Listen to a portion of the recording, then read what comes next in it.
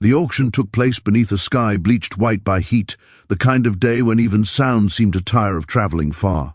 Wagons were parked in uneven rows along the dirt road, their wheels sunk slightly into the soft ground, while men in linen coats and wide-brimmed hats gathered in clusters, pretending casual interest as they assessed human lives with the same practiced eyes they used for livestock. The smell of dust, sweat, and tobacco hung thick in the air. This was not an unusual day. Auctions like this happened often enough across the region that most attendees already knew how to behave, how to look detached, how to hide eagerness, how to bargain without appearing cruel. Yet from the moment the enslaved men and women were lined up on the wooden platform, something about this auction felt unsettled, as if an unspoken rule had already been broken. He stood near the center of the line, taller than most, his posture straight despite the iron cuffs at his wrists.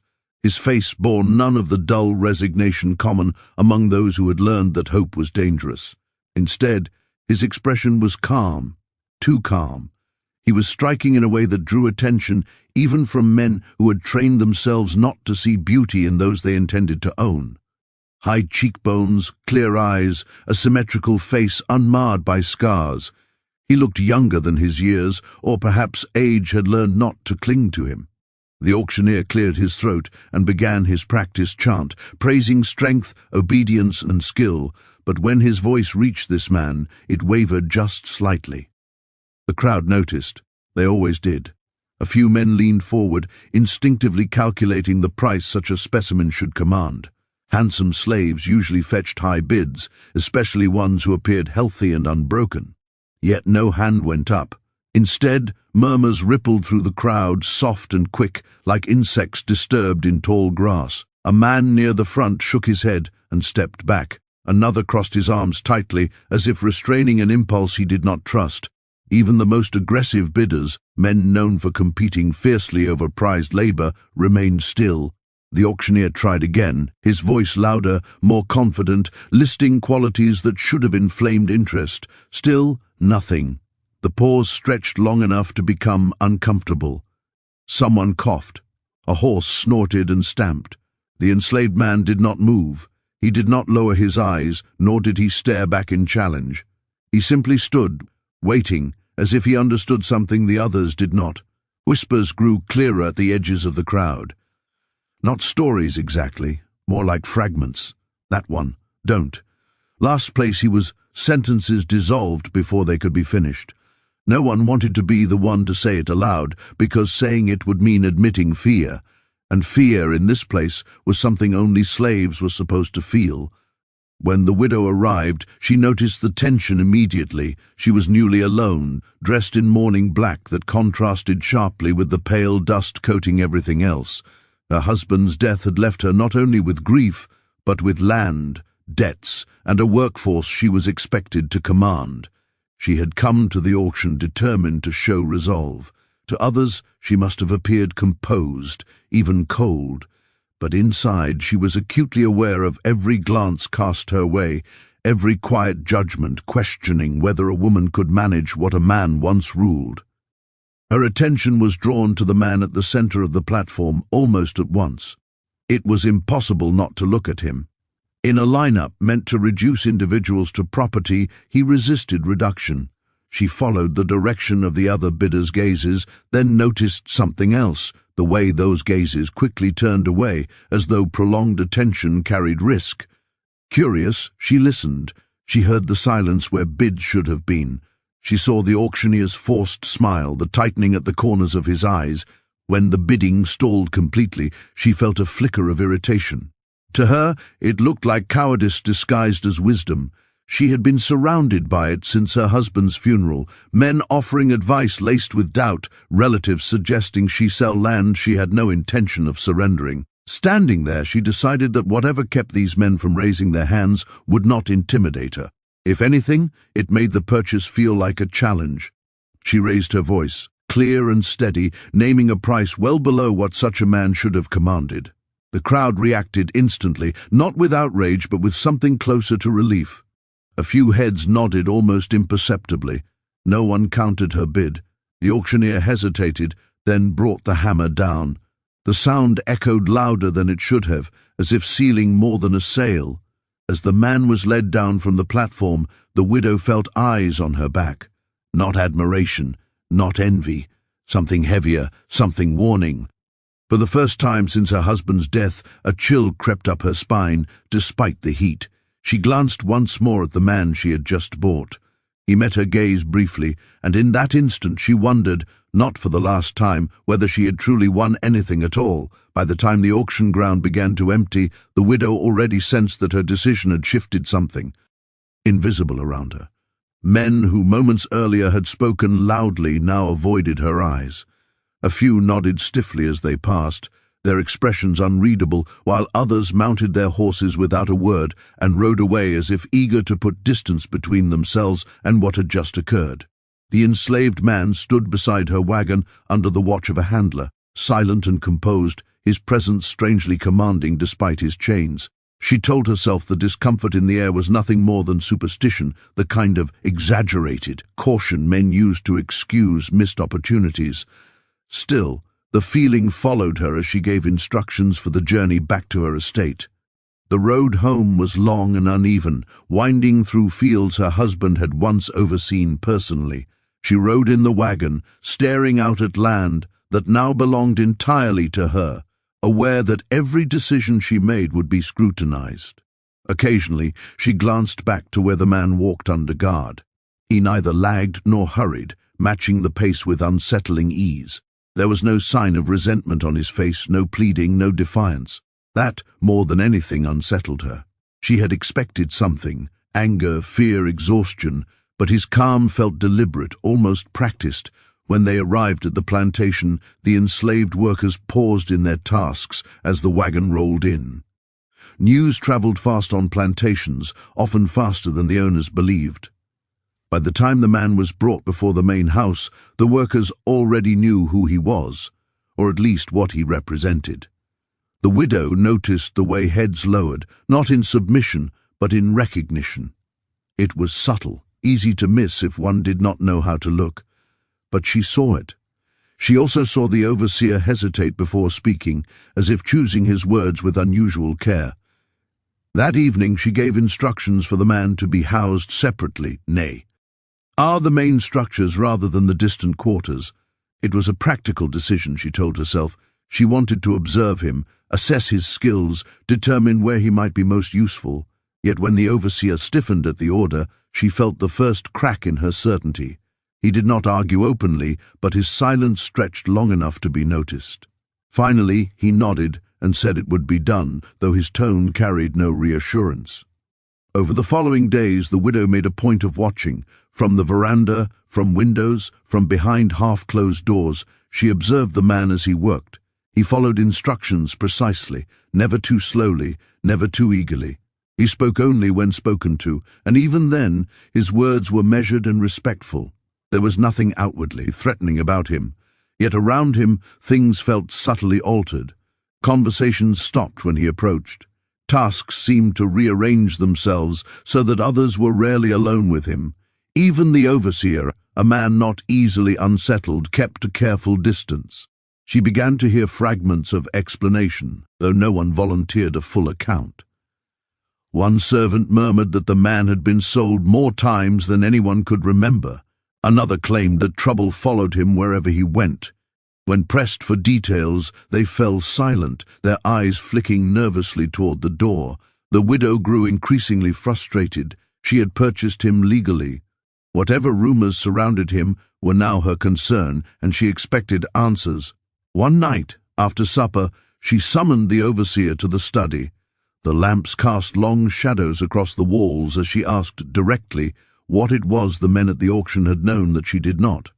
The overseer shifted his weight, his hat clenched in his hands. He spoke carefully, as if navigating a field of hidden traps. He told her that nothing had ever been proven, that no punishment had ever stuck, that the man had always appeared blameless on paper, and yet plantations where he had worked had suffered strange disruptions, fires that could not be traced, workers who refused orders, whispers of escape plans that dissolved before they could be acted upon. The widow listened without interrupting. When he finished, she asked a single question: did the man obey orders? The overseer hesitated, then said yes. That answer, she decided, was enough. Fear, she believed, was a contagion. If she allowed it to spread unchecked, it would undermine her authority faster than any rumor.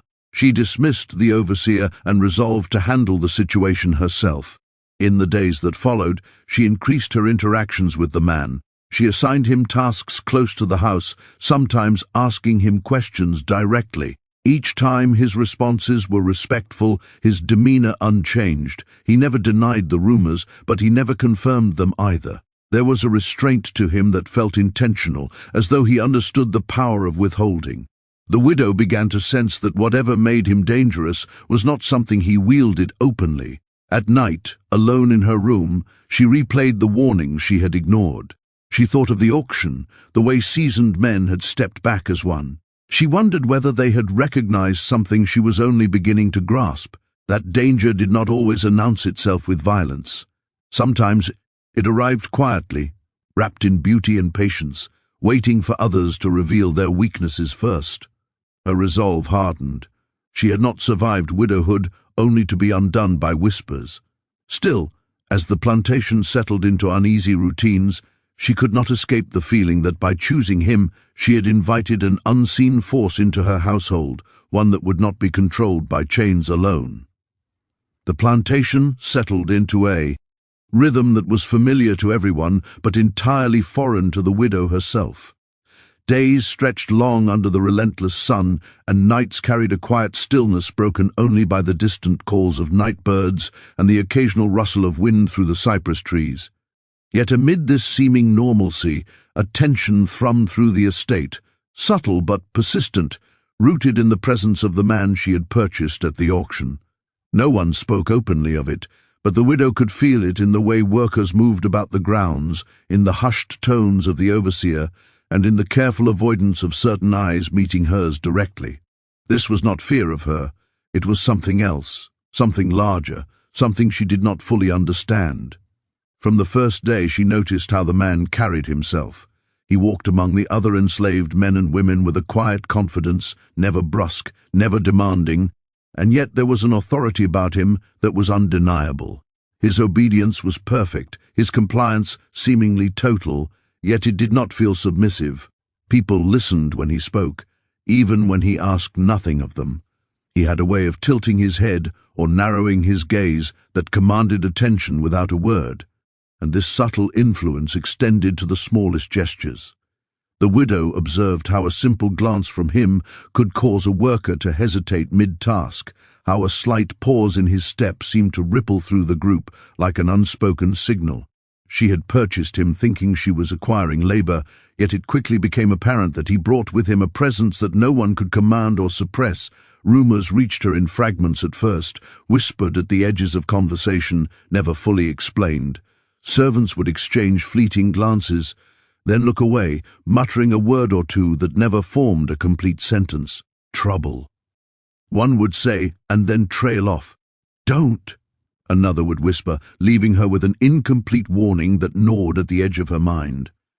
Even the overseer, a man seasoned in the control of human labor, spoke in cautious half-statements, his voice low and measured. He has ways, he admitted once when pressed, but when she asked for clarification, he only shook his head and muttered something about not wanting to provoke discussion that might be dangerous.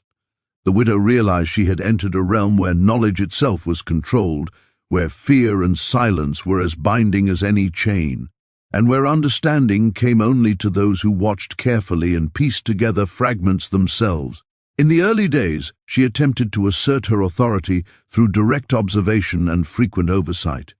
She would assign him tasks personally, sometimes standing at a distance and sometimes alongside him, asking questions, testing his knowledge of the estate, and even attempting to gauge his reactions to instructions that were unfamiliar or deliberately challenging. Each time, he performed flawlessly, never hesitating, never questioning, and never offering a hint of the stories that surrounded him. This perfect obedience was unsettling. It was obedience without fear, a compliance that did not stem from coercion but from something deeper, something almost deliberate.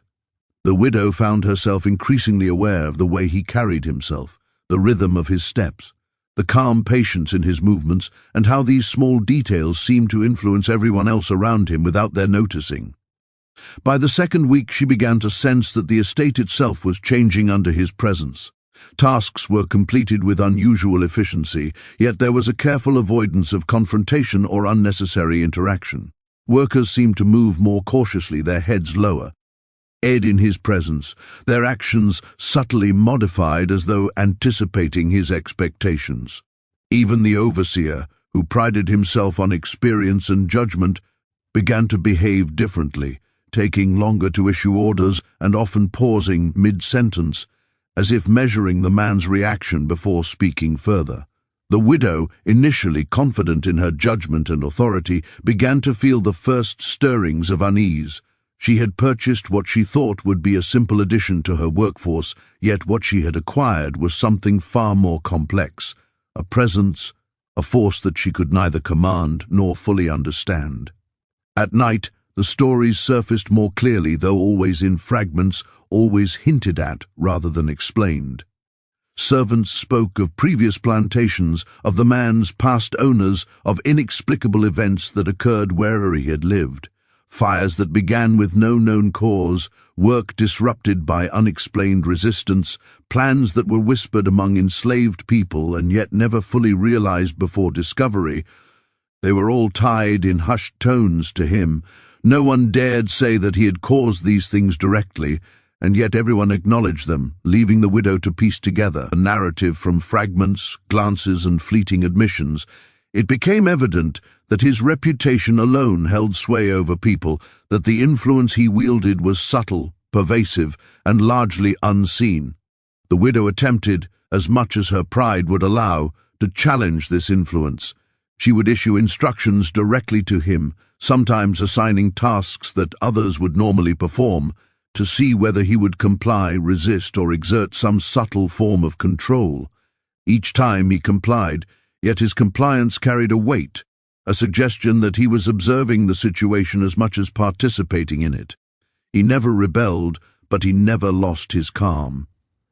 The widow recognized that his obedience was not weakness, it was strategy, patience, and awareness combined. She began to understand that the fear others felt was not manufactured. It was real, and it existed quietly within the minds of those who had interacted with him before her arrival. Over time, she observed that the man's influence extended even to matters she had considered private and secure. Conversations halted when he entered a room, eyes were diverted when he passed by, and minor disputes among the workers dissolved in his presence. It was as though the atmosphere itself shifted subtly in accordance with his movements. Attempts to probe for explanations met polite resistance. The man spoke only when necessary, and even then, his words were measured, intentional, and revealing nothing of his previous experiences. The widow began to accept that some knowledge could not be forced, that understanding the man fully was beyond the reach of even the most diligent observation. Despite these complexities, the widow could not bring herself to treat him differently from other enslaved workers. She gave him chores, supervised his progress, and sometimes engaged him in conversation to gauge his demeanor. Each interaction reinforced the sense that he was aware of more than he revealed, that every word, every pause, every measured glance was intentional. She realized that the stories circulating about him were incomplete and possibly exaggerated, yet she could not dismiss the unease that had settled within her. The estate had shifted under his presence, not through open defiance, but through the subtle power of perception, patience, and a quiet, deliberate authority that no one dared challenge. The longer he remained on the estate, the more she noticed small, inexplicable events that seemed connected to him. Tasks she expected to take hours were completed swiftly and without error. Disputes that she assumed would escalate dissipated without intervention. Whispers of plans among workers ended as if the words themselves had been absorbed and neutralized. The widow understood, finally, that his reputation was not merely a rumor, but a reality, manifesting in the behavior of everyone around him. Fear had never needed to be violent. It needed only to exist, quiet, pervasive, and undeniable. At night, alone in her study, she reviewed what she had observed. The man remained obedient, calm, and silent, yet his influence over the estate was complete. She realized that she had underestimated the subtle forms of power that existed beyond chains and whips. Authority was not only about command, it was about presence, perception, and the quiet sway one held over the thoughts and actions of others. The man had mastered this long before she arrived, and now, under her roof, his presence had begun to reshape the very fabric of her household. The widow came to accept that understanding him fully might never be possible. She could measure obedience, watch for defiance, track the effects of his presence, but the full truth remained elusive, whispered only in fragments and rumors. She understood, however, that she had not purchased a simple laborer. She had brought into her household a force, a presence whose impact could not be ignored and whose reach extended far beyond the boundaries of her estate. Fear, influence, and the weight of reputation were all woven into his existence, and she would spend the remainder of her time on the plantation learning how to navigate a household forever altered by the quiet, deliberate power of a single man. The widow's days became a study in observation, patience, and strategy. She learned which words could be spoken aloud, which instructions required nuance, and which moments called for silence. The estate itself seemed to pulse defer, entally, responding to his presence in ways she could feel but not always name. Workers acted with caution, conversations shifted when he was near, and even the natural rhythm of the household seemed to bend around his influence. She realized that fear and respect were not always separate, and that the power he commanded was an inescapable combination of both. In this slow unfolding, the widow also noticed a change within herself. Where she had expected certainty and control, she now understood ambiguity and tension. Her pride, her assumptions about authority, and her understanding of human behavior were all challenged. She recognized that the man's power did not lie in aggression or rebellion, but in the subtle mastery of presence, in the ability to shape perception without speaking, in the quiet, undeniable force of being. Every glance, every gesture, every careful word he chose to utter became a lesson she could neither fully decipher nor ignore. By the end of several weeks, the widow had come to an uneasy truce with the realities of the household. She continued to oversee, to instruct, to maintain her authority, yet she did so with a heightened awareness of the unseen currents that flowed around the man. The estate functioned, yet it did so under a tension that had been absent before, a tension created not by open conflict but by the invisible, pervasive weight of knowledge, reputation, and fear. In this way, she learned that some power could not be owned, sold, or commanded. It could only be respected, navigated, and endured. The story of these early days on the estate, of subtle warnings, hushed tones, and the invisible influence of one man over an entire household, set the stage for the larger events that would follow. The widow's understanding of obedience, fear, and human perception would be tested in ways she could not anticipate, and in the quiet, measured, almost imperceptible presence of the man she had purchased, she discovered a force that no amount of authority, no volume of command, and no exercise of privilege could fully contain. It was a lesson in restraint, patience, and the profound impact of silent influence, a lesson that would shape the destiny of the estate, its inhabitants, and the widow herself for years to come. The truth about the man revealed itself gradually, as truths often do when they are too dangerous or too powerful to be spoken outright.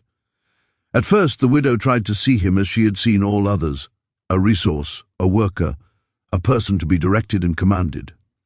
She assigned him tasks, observed him as he moved through the estate, and took note of his obedience, his quiet efficiency, and his almost uncanny ability to influence the environment around him without apparent effort. Yet the deeper she looked, the more she realized that his obedience was not the whole story.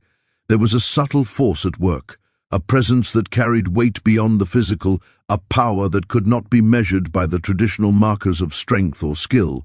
What had made him feared at the auction was not his appearance, nor even his silent demeanor alone. It was something far more profound, an influence over the minds and actions of those around him, cultivated over years, perhaps decades, of careful observation and experience. She began to notice small details in the way people responded to him. Workers who had once been talkative now fell silent in his presence, their eyes dropping instinctively, gestures slowing. Conversations halted mid-sentence, and instructions that had required repeated explanation were completed without hesitation, yet with a subtle reverence that she could not command or replicate. Even the overseer, a man whose authority was rarely questioned, spoke cautiously and measured every word when the man was near. There were no overt signs of intimidation, no threats made, yet the effect was unmistakable. He had a presence that demanded attention and obedience without overt coercion. The widow understood gradually that this was the source of the fear that had prevented bids at the auction, the reason seasoned men had stepped back and murmured warnings that she had only partially heard. Stories began to circulate, fragments of accounts that had followed him from plantation to plantation, each one more mysterious than the last. Fires that had no apparent origin, subtle acts of resistance among enslaved workers, sudden departures, disappearances, and incidents of unrest, all of these were tied in some way to him, though never with proof sufficient to implicate him directly. It became clear that he had learned, through years of experience, how to manipulate the perceptions of others, how to guide events without appearing to act at all. Obedience and fear were tools in his possession, wielded with precision and discipline, but never overtly. He understood the power of suggestion, of anticipation, of influence. In the quietest of ways, he shaped the behavior of the estate, and the widow began to see that the auction had revealed far more than a simple sale. It had revealed a master of social influence, someone whose reputation alone could bend the will of others. As the days and weeks unfolded, she saw his impact manifest in ways that were both subtle and undeniable. Minor disputes between workers dissolved when he was present, as if his mere presence discouraged confrontation. Tasks that had previously required supervision were completed flawlessly, not because he commanded them to be, but because his attention seemed to structure the environment, instilling discipline and focus without a single raised voice. Even animals on the estate behaved differently in his proximity. Horses calmed when he approached, dogs fell silent, and other workers moved, as if in response to an unseen signal. The widow realized, slowly and uneasily, that his power was not violent but pervasive, a quiet force that altered the rhythm of life on the plantation itself. The widow attempted to understand the extent of his influence. She asked questions, observed interactions, and even tested him with tasks that were deliberately confusing or challenging. Each time he responded appropriately, yet never without a subtle suggestion of awareness, as though he perceived the intentions behind her tests before they were fully formed.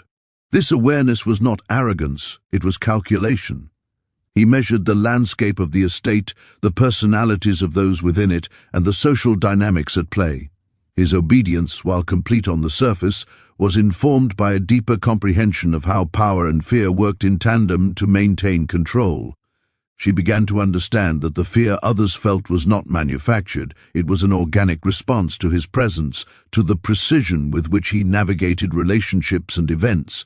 She also noticed that he spoke rarely, and when he did, his words carried weight.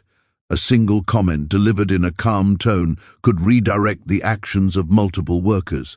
His observations were precise, his advice judicious, and his counsel always measured. There was no attempt to dominate through speech. Instead, he guided through subtle instruction, through implication and suggestion.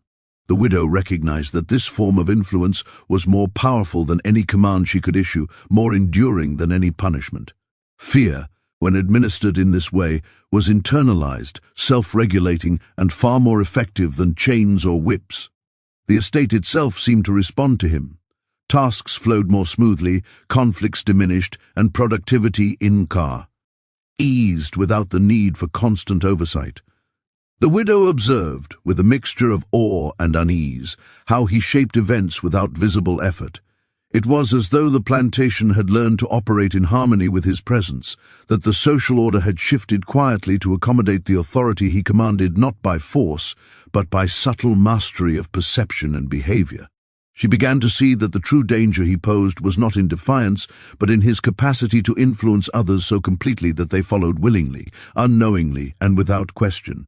Even at night, the sense of his influence persisted. The widow reflected on the warning she had received at the auction, on the hushed whispers that had accompanied his arrival, and on the careful, measured behaviors she observed among her workers.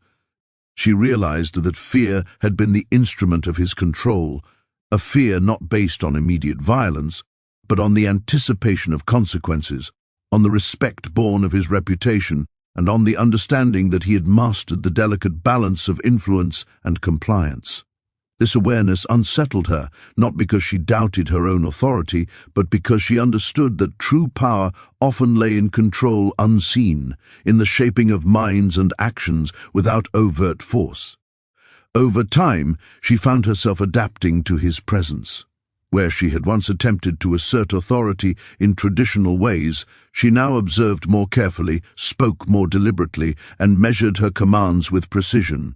The man's influence had shifted the dynamics of the estate, and she realized that cooperation and observation were now as necessary as direction and enforcement. She began to accept that his power, subtle and pervasive, was a reality she could not ignore or control fully. It was a lesson in humility, in the limits of conventional authority, and in the enduring impact of reputation and perception. His beauty, once thought to be his most striking feature, revealed itself to be a secondary characteristic, a shield that drew attention while concealing the true force within. People were wary of him, not simply because he was handsome, but because he carried an unspoken command, a presence that demanded acknowledgement and respect. The widow came to understand that the fear he inspired was justified, and that it was this fear, quiet, calculated, and internalized, that had prevented others from bidding on him at the auction. What she had purchased was not merely a man, but an agent of influence whose presence would reshape the household in subtle, undeniable ways. As the weeks turned into months, she observed the effects of his influence on the social order of the estate. Conflicts that had once flared unpredictably were now diffused almost before they began. Workers were attentive and precise, aware that their actions were observed, not out of direct threat, but because of the expectation embedded in his presence.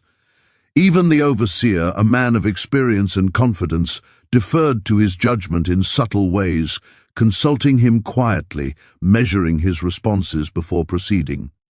The widow realized that authority on the estate had become shared, unspoken, and complex, resting as much on perception and anticipation as on command and punishment.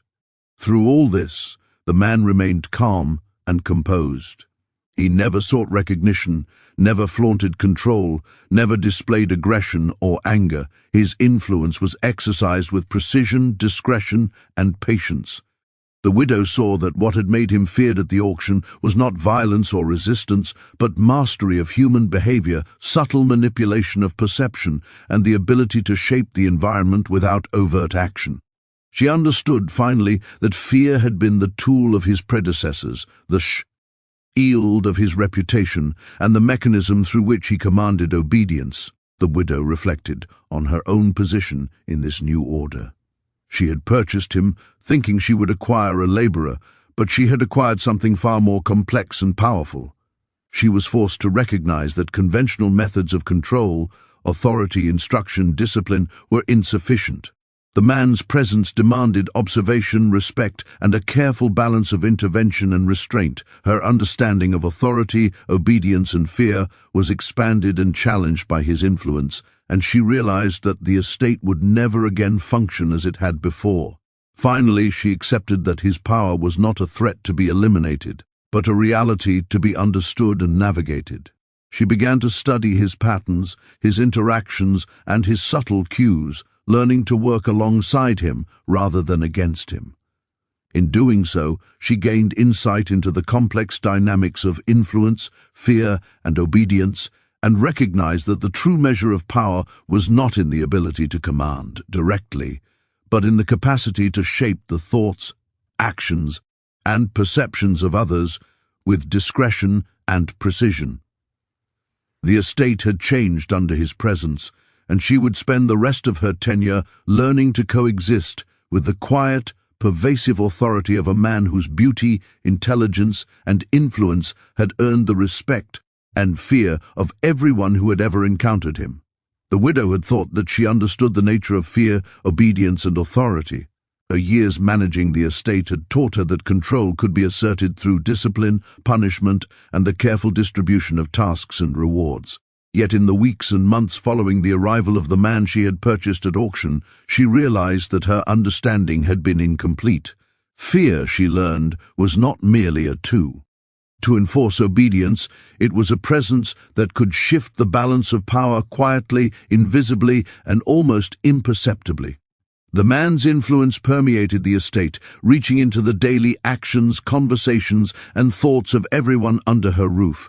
Even the animals seemed attuned to his presence, and the workers instinctively aligned their behavior with the expectations his calm, measured demeanor suggested. She came to see that authority could exist without overt assertion, that obedience could be voluntary, and that the most enduring form of control was the one that people internalized themselves. At first, the widow attempted to measure this influence in familiar ways. She observed him as he performed tasks, noting his efficiency, his patience, and the exactness with which he followed instructions. She tested his limits subtly, assigning unusual or challenging work to gauge his reaction. Each time he complied flawlessly, his composure never wavering, yet she began to sense the layers beneath the surface. This obedience was not passive, it was deliberate, a form of communication through restraint and calm that exerted power without requiring explicit commands or overt displays. In his silence, in the stillness of his presence, the estate itself seemed to bend around him, reshaping routines, behavior, and hierarchy to accommodate his influence. Rumors about his past continued to filter through the plantation, whispered in hushed tones among the workers and occasionally carried to her ears by those brave enough, or perhaps careless enough, to speak. Fires that could not be explained, subtle resistance among laborers, the collapse of plans hatched by overseers, and the sudden departure of individuals who had been near him, all these stories painted a picture of a man whose power was both elusive and undeniable, though no proof linked him directly to these incidents. Hence, the weight of accumulated experience created a perception that was impossible to ignore. The widow realized that this perception alone was enough to shape behavior, to instill caution, to enforce compliance without the use of chains or whips. The estate changed under his presence. Work proceeded more smoothly, disputes dissolved before escalation, and minor errors were corrected before they became serious. The overseer, a man long accustomed to exercising authority without question, began to defer subtly, consulting him, gauging his reactions, and measuring the potential consequences of any decision before acting. The widow saw this deference and understood that it was not merely respect, it was recognition of the man's skill in navigating human behavior, in shaping actions through anticipation and suggestion rather than force. Even she, though in a position of ultimate authority, found herself adjusting her own expectations, her instructions, and her oversight to account for the quiet influence he wielded over the household. As the days passed, she noticed how fear, respect, and obedience intertwined in complex ways. Workers did not act out of overt terror, nor did they perform out of genuine affection or loyalty. Instead, they moved in careful harmony with the man's presence, internalizing the consequences of missteps and acting in anticipation of his subtle cues. She observed the effect on interpersonal dynamics as well. Arguments dissolved quickly, cooperation increased, and the efficiency of the estate rose, not through her direct intervention, but through the invisible force that seemed to radiate from him. The widow began to see that the most potent form of control was not coercion, but the perception of power, the anticipation of consequences, and the careful orchestration of social dynamics. At night, the widow reflected on her own position within this transformed environment. She had purchased what she believed would be a laborer, an obedient worker, a simple addition to her estate. Instead, she had acquired a presence, a force whose influence permeated every corner of her domain. She realized that her previous understanding of power was insufficient. Authority, she came to see, was not only about issuing commands, it was about perception, anticipation, and the subtle shaping of behavior. The man had mastered this art, and she was left to navigate a household forever altered by his quiet, pervasive presence. Despite the unease this realization caused, the widow could not bring herself to treat him as a threat in the conventional sense. He had broken no rules, spoken no insubordinate words, and performed all tasks assigned to him. Yet she could not ignore the shift in the balance of power, the subtle realignment of relationships, and the pervasive sense of caution that had settled over the estate. She understood that he did not need to assert dominance openly. His influence was embedded in the environment, in the actions of those around him, and in the careful observation of the widow herself. Fear had become self-regulating, internalized by everyone on the estate, including her. As the weeks turned into months, she began to adjust her own behavior. She observed more carefully, measured her words, and considered the likely outcomes of every instruction she issued. She began to recognize patterns in the man's behavior, subtle cues that indicated how he anticipated and guided the actions of others. She realized that his obedience was not a limitation of his power, but a deliberate choice, a strategy that allowed him to influence events without inciting confrontation or rebellion. In this way, she learned that the true measure of authority was not the ability to command overtly, but the capacity to shape the perceptions, expectations, and actions of those around one with discretion and precision. Her understanding of fear evolved alongside her understanding of influence. She recognized that it was not merely the threat of punishment that compelled obedience, but the anticipation of consequences, the awareness of reputation, and the subtle manipulation of perception. The man's beauty, once a striking physical characteristic, now seemed a secondary instrument of his power. It drew attention, certainly, but it was his composure, awareness, and ability to influence without overt action that commanded the most respect and fear.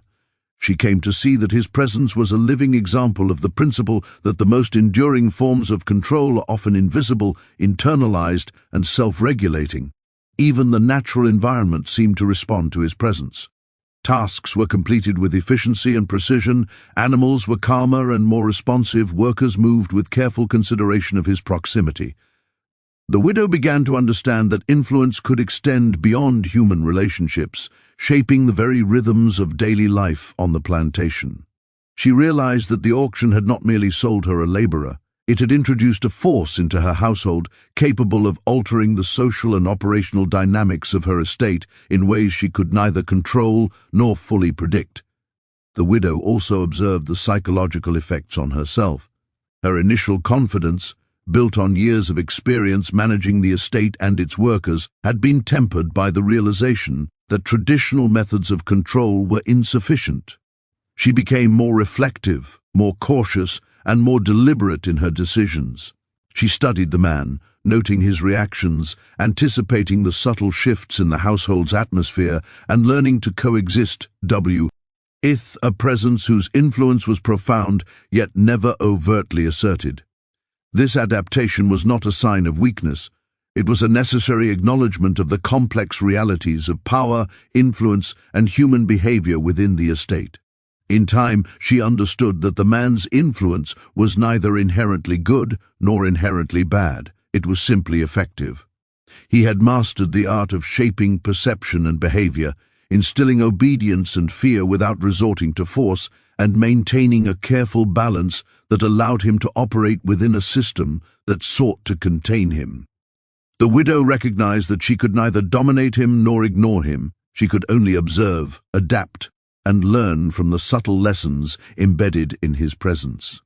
The estate, once governed entirely by her authority and the overseer's directives, had evolved into a more complex system. Obedience, fear, and respect intertwined in subtle, often invisible ways, guided by the man whose reputation and composure exerted influence beyond the reach of chains, commands, or punishment. The widow realized that she had acquired more than a laborer. She had inherited a force that reshaped her understanding of power, control, and human behavior. Finally, she accepted the reality that fear, when wielded with subtlety and discretion, could be more effective than any overt display of authority. The man's presence had transformed the household, altered the social hierarchy, and taught her lessons she could not have anticipated. The auction, once a simple transaction, had brought her into contact with a force that would define the dynamics of her estate for years to come. She learned that some power could not be bought, commanded, or coerced. It could only be respected, navigated, and endured. As the months continued, she maintained her vigilance, balancing observation with oversight, instruction with restraint. Eman's influence remained constant, shaping behavior, guiding action, and instilling a subtle, pervasive fear that ensured obedience without open conflict. The widow had come to understand that true power resided not in physical dominance, but in the ability to influence thought, perception, and action. In the quiet, deliberate presence of the man she had purchased, she found a lesson in authority, influence, and the enduring potency of fear, a lesson that would define her tenure on the plantation and leave an indelible mark on the lives of all who lived and labored under her roof. By the time she fully grasped the extent of his influence, she knew that the estate had been irrevocably changed. Workers, overseers, and even she herself had adapted to the subtle authority he exercised. Fear had become a silent partner in daily life, guiding behavior, shaping decisions, and enforcing order, without the need for overt confrontation. The widow recognized that she had not merely purchased a man, she had inherited a living lesson in the mechanics of power, control, and human behavior. And in that realization, she understood the depth of the warning that had gone unspoken at the auction. The man she now oversaw was extraordinary, and the consequences of underestimating him could reverberate far beyond the walls of the plantation.